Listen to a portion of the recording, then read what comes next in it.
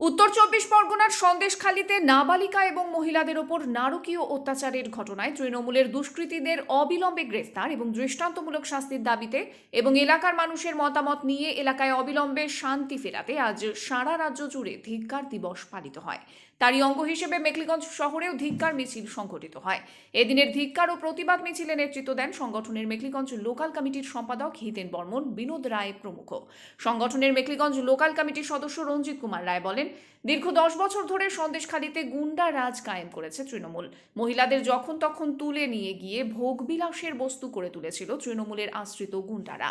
মুখ্যমন্ত্রী সবকিছু জেনেও সেই গুন্ডাদের দুষ্কৃতীদের এখনো পর্যন্ত গ্রেফতার করার ব্যবস্থা করেনি। পাশাপাশি বিজেপি ঘোলা জলে মাছ ধরতে এবং মানুষের মধ্যে ধর্মীয় বিভেদ সৃষ্টি করতে কেন্দ্রীয় মন্ত্রী স্মৃতি ইরানি হিন্দু রমণীদের উপর অত্যাচার হচ্ছে বলে সংবাদ মাধ্যমে যে বিবৃতি দিয়েছেন তা অত্যন্ত ভয়ঙ্কর এবং সর্বনাশা। সন্দেশখালীর ঘটনাকে ধর্মীয় বিভেদ সৃষ্টির কাজে ব্যবহার করছে বিজেপি।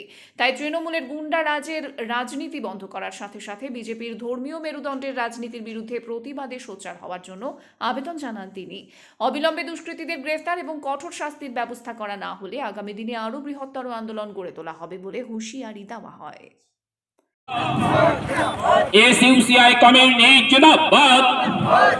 এই সন্দেশখালীর নারকীয় অত্যাচারের প্রতিবাদে আজকে রাজ্য জুড়ে ধিক্কার দিবস পালন করুন।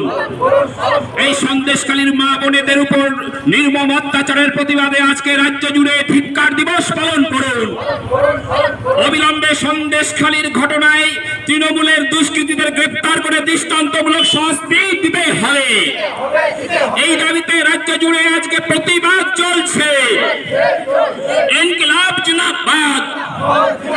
যে রাজ্যের মুখ্যমন্ত্রী একজন মহিলা, সেখানে মহিলাদের উপর দিনের পর দিন এরকম অবর্ণনীয়। ইনকিলাব জিন্দাবাদ। এসইউসিআই কমিউনিটি জিন্দাবাদ।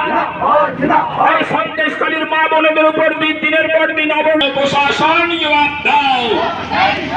যে রাজ্যের মুখ্যমন্ত্রী একজন মহিলা, সেই রাজ্যের মহিলাদের উপর এভাবে দিনের পর দিন অত্যাচার চলছে, কিভাবে মুখ্যমন্ত্রী জবাব দাও।